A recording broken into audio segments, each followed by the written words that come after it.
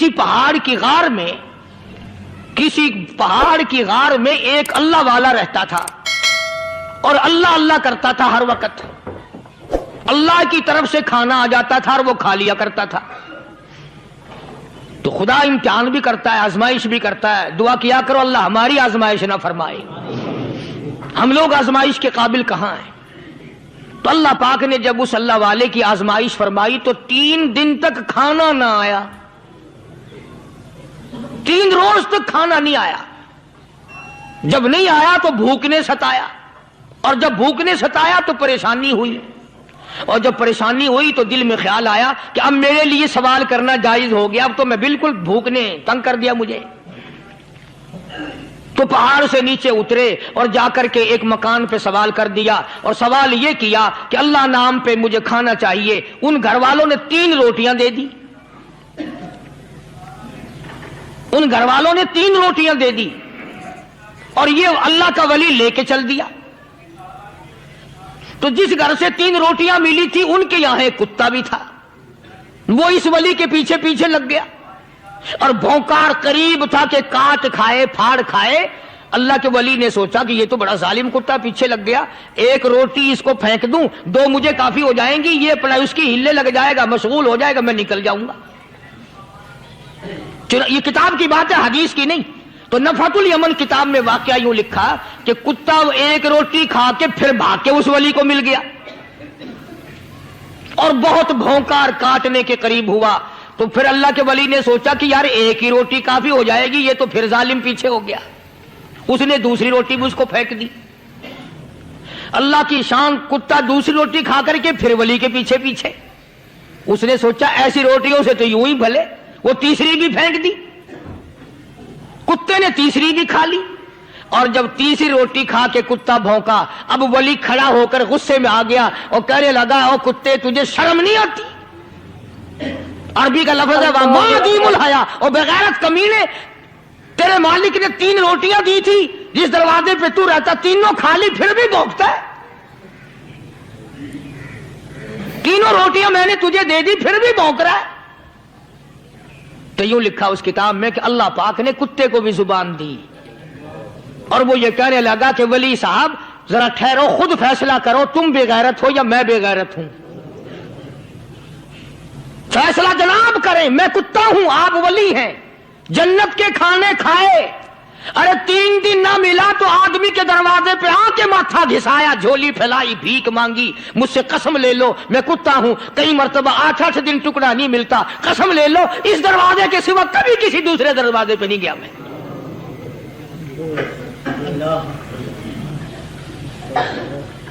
تجربہ کر لو. 3 دن کتے کو ٹکڑا ڈالو, 4تھے دن دم ہلا کر تمہارے پاؤں میں لٹے گا. ساری عمر گزر گئی اس مالک کا دیا ہوا کھاتے ہوئے پیتے ہوئے, آج بھی تجھے اس مالک کا دروازہ سمجھ نہیں آیا.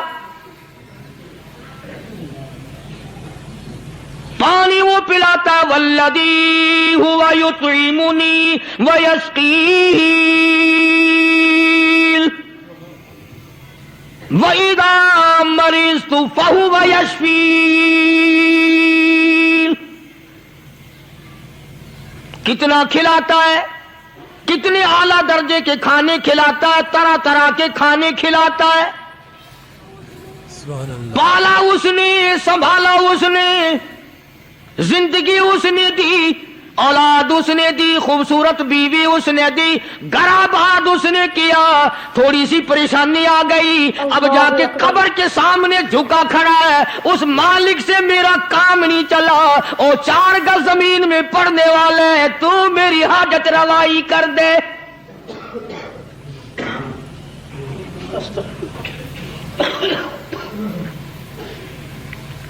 کون سے ولی نے یہ تعلیم دی, کون سے ولی نے یہ ترغیب دی؟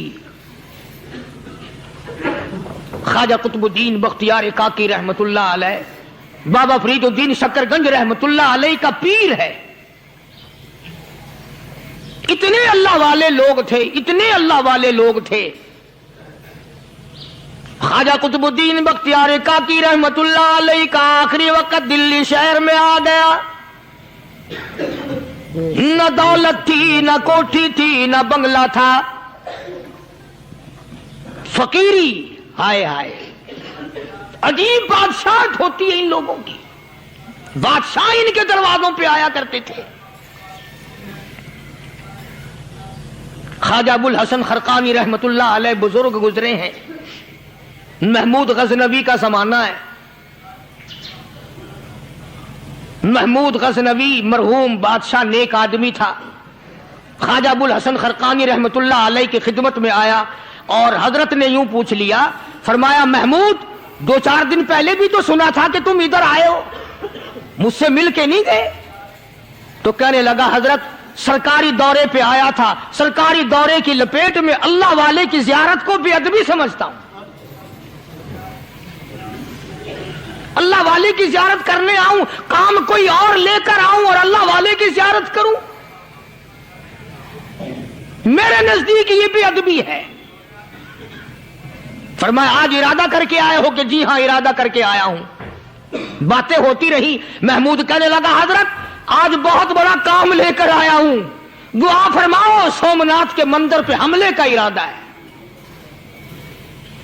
70 راجاؤں کی فوج آئیں گی، 70 بادشاہوں کی فوج آئیں گی، 70 راجا ہندو اپنی فوج لے کر آئیں گے. میں اکیلا مسلمان مقابلے میں آؤں گا. دعا فرماؤ وہ قادر کریم مجھے فتح عطا فرمائے. کیسی نیت لے کر آیا کرتے تھے بادشاہ لوگ فقیروں کے دربار میں. آج تو اگر کسی ولی کے پاس بھی جاؤ گے، میں نے مولانا عبید اللہ انور مدذلو سے پچھلے دنوں عرض کر دیا، میں نے کہا حضرت آپ اپنے گھر میں ہی رہتے ہیں، باہر نہیں نکلتے، کئی دن لوگوں کو نیکی ملے گی، زیارت ہوگی. تو فرمانے لگے قاری صاحب آپ کو کیا پتا ہے، بس اسی کام کے لیے لوگ آتے ہیں. ہماری اینٹ پڑ دو، ہم نے مکان بنانا ہے، ہمیں دکان کا تعویذ دے دو، ہمارے پیچھے دشمن لگ گیا، ہمارا مقدمہ ہو گیا. اور یوں تو کہنے کوئی بھی نہیں آتا، دعا کر دو اللہ میری قبر میں بھلائی فرما دے.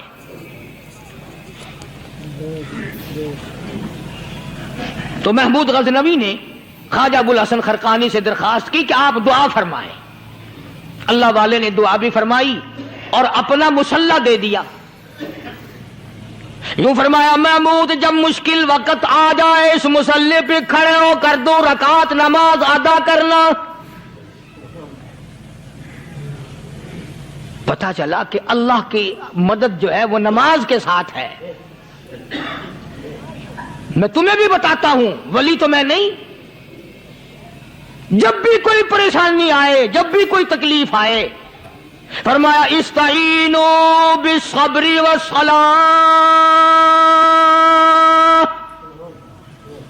نماز پڑھو انشاءاللہ آسانی ہوگی. صبر کر، نماز پڑھ. ان اللہ مع الصابرین،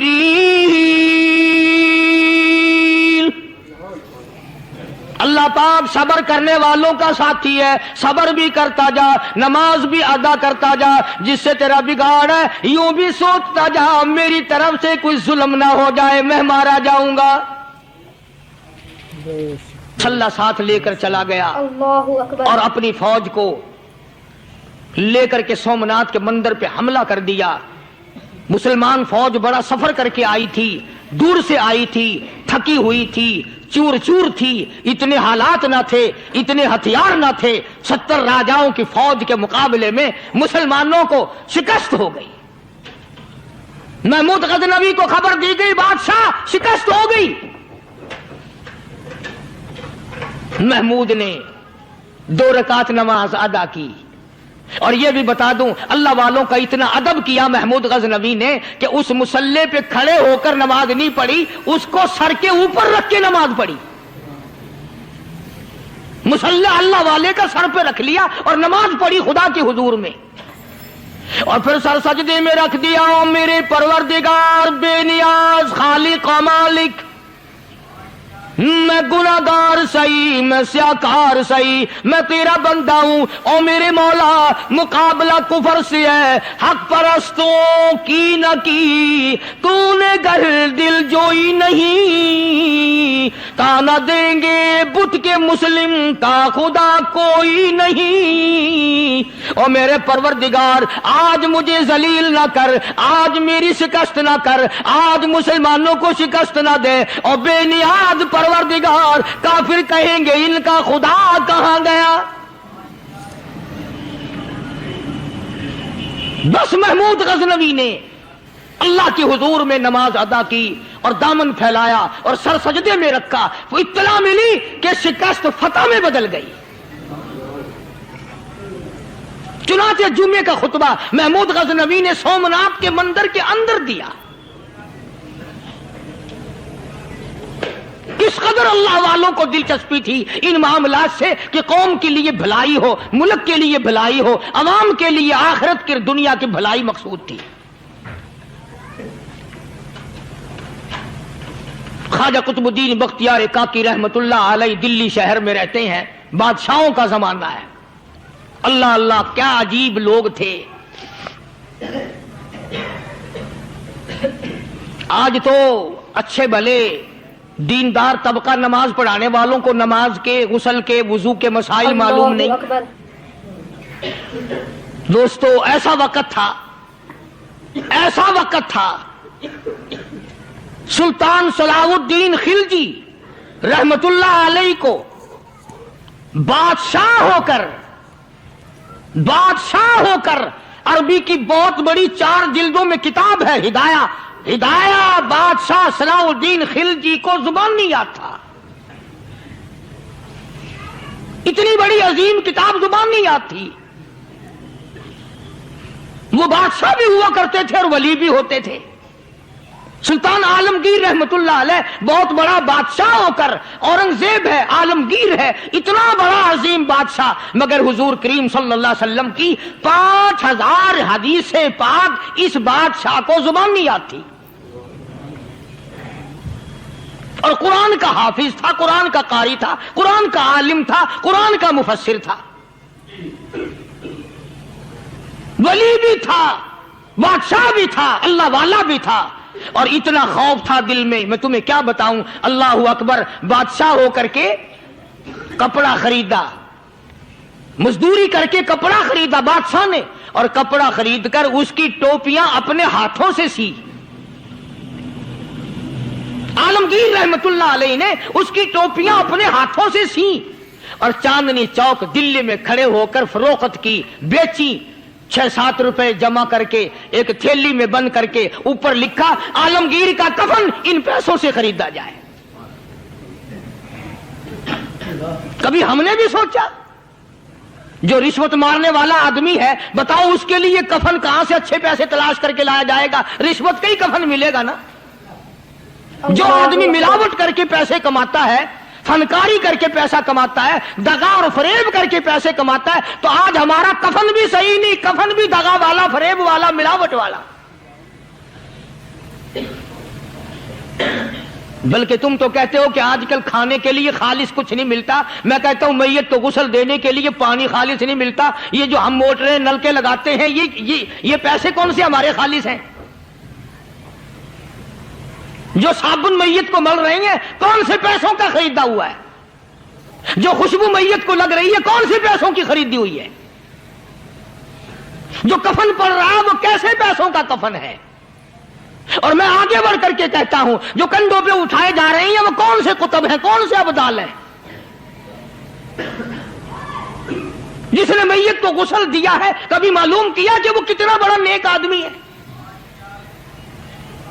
یہ تو ہمارے آخری وقت کا حال ہے، اور اس طرف کسی کا دھیان نہیں، سوچ نہیں، بچار نہیں، قطعی طور پر اندھے ہو جاتے ہیں۔ او میاں ٹھیک ہے جو کچھ ہو رہا ہے۔ اچھا ایک بات عرض کروں، اللہ تبارک و تعالیٰ کے یہاں جب ہم جائیں گے، اگر اور سارے معاملات کو چھوڑ دو، اللہ پاک یہی پوچھ لے کہ میاں یہ کفن جو پہن کے آیا یہ کیسا ہے؟ یہ جو کفن پہن کے آیا یہ کیسا؟ ہم کیا جواب دیں گے؟ بادشاہ عالمگیر رحمت اللہ علیہ نے تھیلی پہ لکھ کر کے بند کر کے رکھ دیا، جب میرا انتقال ہو جائے، میری موت آ جائے، جب میں دنیا سے رخصت ہو جاؤں، جب میں دنیا سے چلا جاؤں، میرا آخری لباس جو میں نے ساتھ لے کے جانا ہے، وہ شادی کے جوڑے دنیا تیار کرتی ہے، سفر کے جوڑے دنیا تیار کرتی ہے، غیر ملکوں میں جانے کے لباس دنیا تیار کرتی ہے، ادھر ادھر جانے کے لیے، تقریبوں میں جانے کے لیے جوڑے لباس پوشاک دنیا تیار کرتی ہے۔ اور میں کہتا ہوں لوگوں، قبر کی پوشاک ہم کب تیار کریں گے؟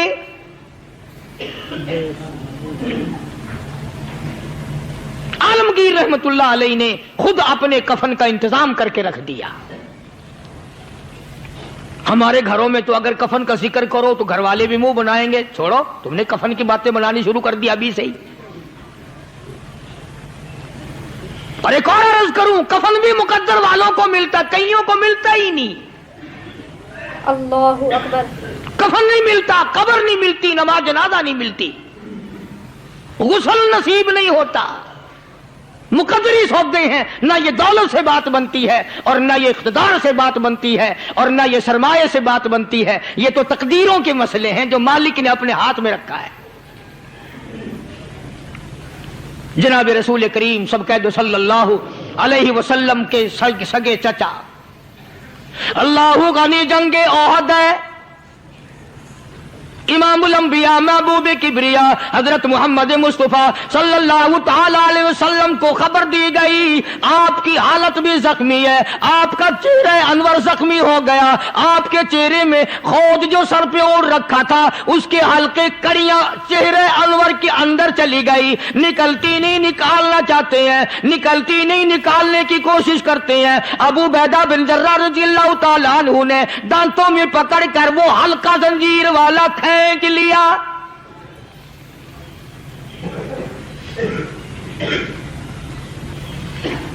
اللہ غنی، ادھر خون کا پھوارا چھوٹا، خون کا پھوارا چھوٹا۔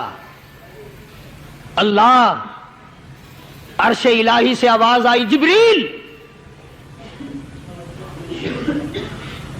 پر جھپکنے کے برابر جبریل ساری دنیا کا نظام طے کر سکتا ہے۔ توجہ، اللہ نے آواز دی، جبریل، عرض کیا حضور، فرمایا یاد رکھ اگر میرے محبوب کا خون زمین پہ گر گیا تو پھر تو جبریل کا آئے گا۔ سدرۃ المنتہا سے سیکنڈ تو بڑی چیز ہوتی ہے، پل جھپکنے سے پہلے جبریل نے آ کر اس خون کو سنبھالا ہے۔ اتنی عظمت ہے سرکار مدینہ صلی اللہ علیہ وسلم کی اللہ تبارک و تعالیٰ کے یہاں، اور ہر پیغمبر کی۔ ابراہیم علیہ الصلوۃ والسلام کو وقت کے بادشاہ نے منجنیق میں بٹھا کر یوں آگ میں پھینک دیا، اس منجنیق میں سے، پنگوڑے میں سے خلیل نکل چکا۔ آواز آئی جبریل، جواب ملا حضور کہ میرا خلیل کو کیا ہوا؟ حضرت جبریل کو حکم ہوا، یاد رکھ اگر خلیل کا ایک بال بھی جل گیا تو جبریل کس کام کا؟ اللہ تبارک و تعالیٰ کے فرشتے نے پہلے پہنچ کر آگ پہ پر بچھا دیے۔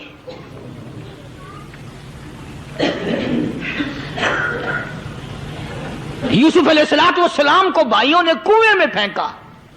اب بتاؤ کنواں کوئی 100-200 گز یا 100-200 میل تو لمبا نہیں ہوتا۔ میں خالق کی بے نیازی تمہیں بتا رہا ہوں، اور اپنے پیغمبروں کی کس طرح حفاظت فرماتے ہیں، سبحان اللہ۔ بھائیوں نے کنویں میں دھکا دیا، جبریل جی یہ کیا ہوا؟ تو میرا نبی آیا، میرے نبی کے کنویں میں جانے سے پہلے تخت بچھا دے۔ جبریل نے پر بچھا کر تخت بنا دیا۔ وہ تو یوں بچاتا ہے، وہ تو یوں سنبھالتا ہے۔ ابو عبیدہ بن جراح رضی اللہ تعالی عنہ نے سرکار مدینہ صلی اللہ علیہ وسلم کے چہرے انور میں سے وہ جو زنجیر کڑی کھینچی، اللہ اللہ، ابو عبیدہ کے 2 دانت نیچے کے، 2 اوپر کے، 4 دانت نکل گئے۔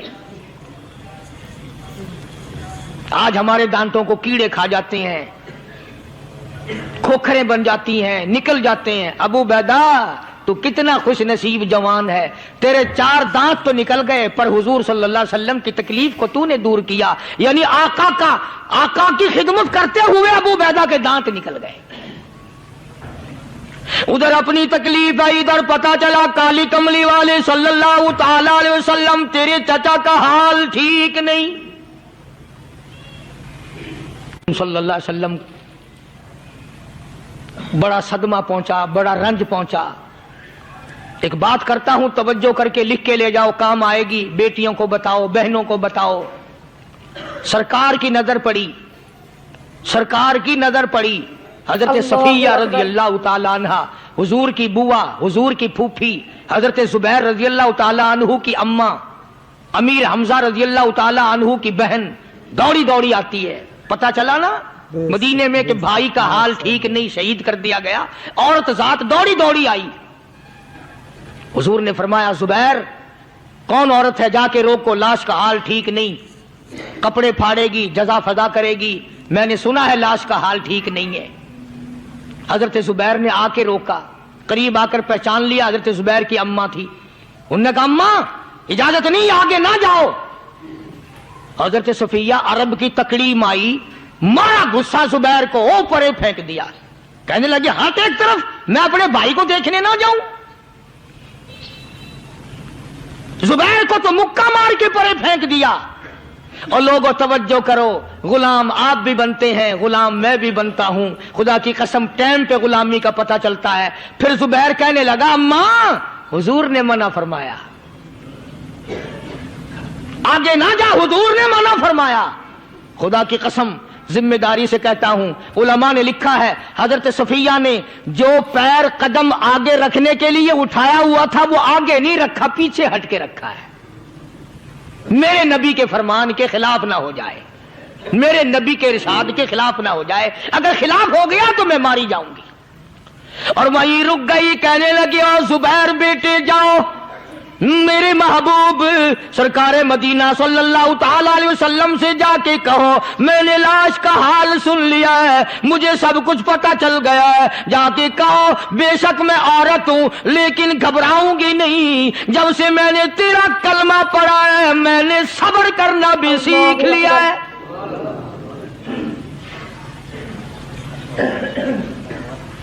میں زیادہ فدا نہ کروں گی، میں کپڑے نہ پھاڑوں گی، میں رونا دھونا نہیں کروں گی. مدنی کریم صلی اللہ علیہ وسلم کو حضرت زبیر نے جا کے بتا دیا میری اماں یوں کہتی ہے. فرمایا پھر بے شک اجازت ہے جائے.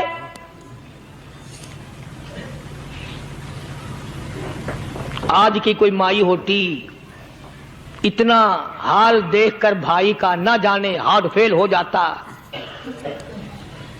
صفیہ نے آ کے دیکھا اپنے بھائی سیدنا امیر حمزہ کے دونوں کان نہیں، ناک نہیں، لب نہیں، 11 ٹکڑے ہوئے پڑے. روتی نہیں، گھبراتی نہیں، دڑام سے گرتی نہیں، چہرہ نہیں پیٹتی، ماتم نہیں کرتی. کھڑی ہو گئی، کہنے لگی او میرے پروردگار میرے بھائی کی قربانی قبول فرما، میرے بھائی کی قربانی کے صدقے میں میرا بھی بیڑا پہاڑ کر دے.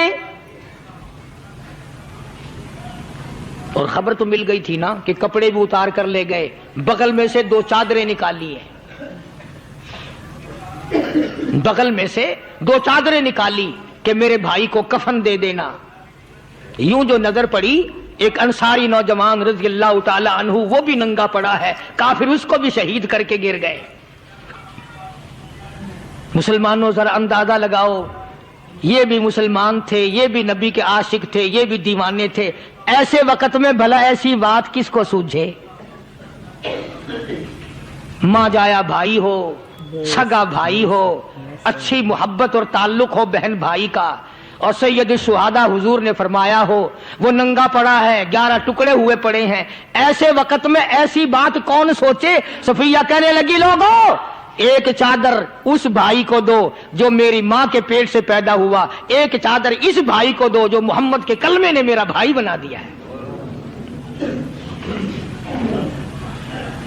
جو میرے نبی نے میرے کے کلمے نے میرا بھائی بنا دیا ہے. کل قیامت میں خدا یہ نہ فرما دے صفیہ کفن دینے آئی، خیرات دینے آئی تو اپنے کو دے کے چلی گئی. اللہ اکبر. اب ان میں ایک چادر ہے چھوٹی اور ایک ہے بڑی.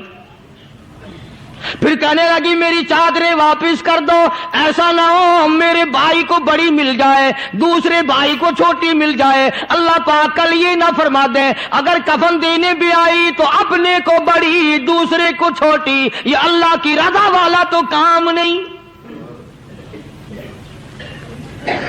قرآن اندازی کی، سگے بھائی سیدنا امیر حمزہ رضی اللہ تعالیٰ عنہ کے حصے میں چھوٹی چادر آئی اور اس انصاری جوان کے حصے میں بڑی چادر آ گئی۔ چنانچہ جب محمد عربی صلی اللہ تعالیٰ علیہ وسلم تشریف لائے تو حضور کو اتنا صدمہ پہنچا، میری مستقل کیسٹ ہے سیدنا امیر حمزہ رضی اللہ تعالیٰ عنہ کے عنوان پر، آپ لوگ اسے خرید کے سنیں۔ تم بھی کہتے ہو کہ ہم نے اسلام کی بڑی خدمت کی، ہم نے قرآن کی بڑی خدمت کی، ہم نے علماء اور طالب علموں کی بڑی خدمت کی، ہم نے مسجد اور مدرسوں کی بڑی خدمت کی۔ میں یہ کہتا ہوں آؤ دیکھو تو صحیح کہ ان حضرات نے کہاں تک قربانیاں دی ہیں۔ حضور نبی کریم صلی اللہ تعالی علیہ وسلم جب اپنے پیارے چچا کی لاش پہ آئے، چہرے پہ نظر پڑی دونوں لب نہیں، کالی کملی والے صلی اللہ تعالی علیہ وسلم نے منہ میں جھانک کر دیکھا تو زبان نہیں، ذرا نیچے کو نظر کی پیٹ میں جگر اور کلیجہ نہیں، دونوں ہاتھ نہیں دونوں کان نہیں۔ یہ حال دیکھ کر حضور صلی اللہ علیہ وسلم کو چکر آ گیا، زمین پہ تشریف فرما ہو گئے، اور پھر بلکہ یہاں تک لکھا ہے کہ آپ نے یوں فرمایا او میرے مالک اگر صفیہ مائی میری بوا پھوپھی یہاں نہ ہوتی تو میں یہ ٹکڑے بھی نہ اٹھاتا، اگر تو یوں ہی راضی ہے تو میں بھی یوں ہی راضی ہوں۔ اور پھر جب ان ٹکڑوں کو جوڑا گیا تو صحابہ نے عرض کیا یا رسول اللہ صلی اللہ تعالی علیہ وسلم، امیر حمزہ قداور آدمی تھا، لمبا تکڑا بہادر آدمی تھا، حالت یہ ہے چادر چھوٹی ہے بھی ایک ہی، اگر سر ڈھانپتے ہیں تو پیر کھل جاتے ہیں، پیر ڈھانپتے ہیں تو سر کھل جاتا ہے۔ حضور نے فرمایا سر کو چھپا دو، پیروں پہ میرے چچا کے درختوں کے پتے ڈال دو۔ میں یہ عرض کر رہا تھا کہ اللہ والے ہر وقت میں آدمی کی اصلاح کی کوشش کرتے ہیں، اسے بنانے کی کوشش کرتے ہیں، اسے سمجھانے کی کوشش کرتے ہیں۔ اللہ تبارک و تعالی ہر مسلمان کو توفیق دے کہ وہ اپنی زندگی بھر اللہ والوں کی خدمت میں جانے آنے کی، قرآن کی خدمت کی ہر وقت پروگرام بنائے، نیت خیر رکھے۔ کیوں؟ اس لیے اسی کو کہتا ہے کہ لیے پھرتی ہے بلبل چونچ میں گل، لیے پھرتی ہے بلبل چونچ میں گل، اور ڈھونڈتی ہے شہید ناز کی تربت کہاں ہے، تلاش کرتے ہیں جانور پرندے کہاں پر اللہ کی رحمت برس رہی ہے۔ تو ہمیں بھی اللہ کی رحمت کا طالب ہونا چاہیے، اللہ کی رحمت کا متلاشی ہونا چاہیے۔ اللہ پاک مجھ پہ اور آپ سب پر، ساری امت پر اپنا کرم فرمائے۔ آسمانی کتابیں نازل فرمائی، اسی کو لوگ زیادہ چمکاتے ہیں۔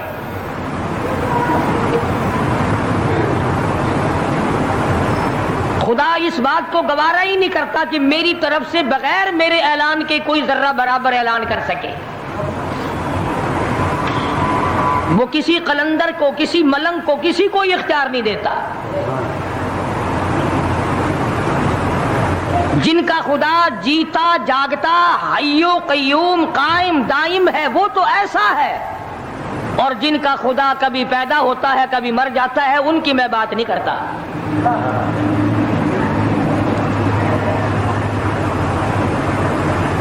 پروردگار عالم نے طریقے کا سوال کر دیا، اگر تم میرے معاملات میں شریک کار بنتے ہو تو آؤ پھر ایک ناخون بنا کے دکھاؤ، اللہ اکبر، ایک بال بنا کے دکھاؤ، درخت کا ایک پتا بنا کے دکھاؤ، پتھر کا ایک روڑا بنا کے دکھاؤ، مٹی کا ایک ذرہ بنا کے میرے سامنے لاؤ۔ پروردگار عالم نے فرمایا چلو تم سے گائے کیا بنواؤں گا، بھینس کیا بنواؤں گا، بکری کیا بنواؤں گا، زمین و آسمان تم کیا بناؤ گے، چاند سورج ستارے کیا بناؤ گے، انسان تو بنانا تمہارے بس کا کام کہاں ہے۔ لَن يَخْلُقُوا ذُبَابًا، تم مجھے مکھی کا ایک پر بنا کے تو دکھاؤ۔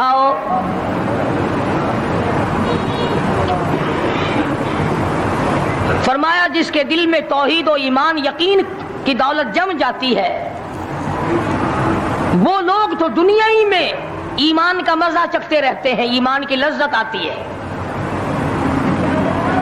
صحابہ اکرام رضوان اللہ تعالی علیہ مجمعین کی جماعت نے دنیا ہی میں جنت کو دیکھا، جنت کی خوشبو سونگھی، کسی کو جنت کی ہوا لگی، کسی نے جنت کا نقشہ دیکھا، کسی کو جنت کا نظارہ کرا دیا گیا دنیا ہی میں۔